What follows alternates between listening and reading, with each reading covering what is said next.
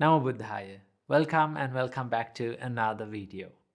Couple of weeks ago, we posted this video right here about self-love.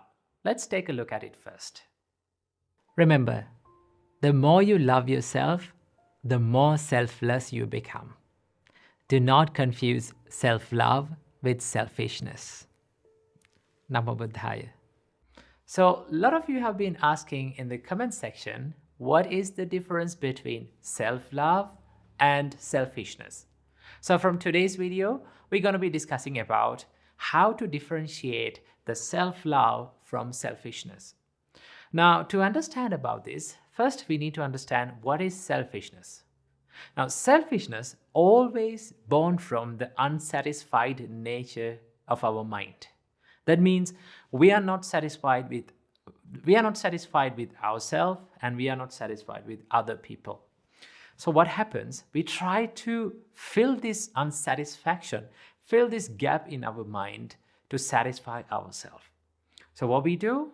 We make expectations towards ourselves and towards others. And when the people around us and even ourselves are not meeting these expectations of even ourselves, what happens to us?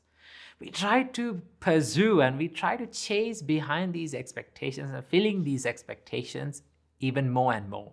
And these things, these chasings go beyond the limits. So what happens? A person becomes more selfish, only thinking about his own happiness, his own pleasure, and his own advantage. He doesn't start to think about the other people's happiness. So this is selfishness. So we need to understand that selfishness is always born from unsatisfied nature of our mind.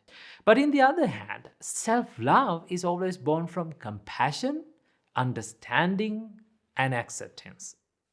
Now, when you understand who you are, and when you accept who you are, then you become more compassionate towards yourself. Then you know who you are and what you can do. Starting from that, you start to develop yourself more and more. You give a good time to heal, you give a good time to develop your inner qualities, and you become more patient toward yourself. And also, when you develop the patience, you become more patient towards other people. You all know that not every person around you can live up to 100% expectations of yourself. So we need to understand that. When you understand this, the nature of yourself and the nature of other people, then you become more compassionate. And then you become more selfless. You become more generous because you know how it feels like to go through sufferings. You also know how it feels like to go through painful periods in time. So when you do that, when you develop that patience and compassion, you become more self-loving person. Okay, so that is why we need to understand that self-love is always born from compassion, understanding, and acceptance. We don't deny who we are. We don't try to reject who we are. We become more understanding and more accepting towards ourselves. When we become more accepting towards ourselves, we become more content with who we are and become happy with who we are. And one of the greatest qualities that we develop through this is the gratitude.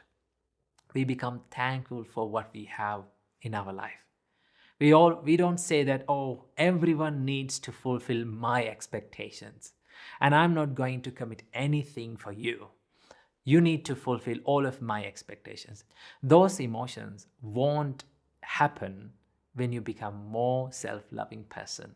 So understand the difference between the self-love and selfishness.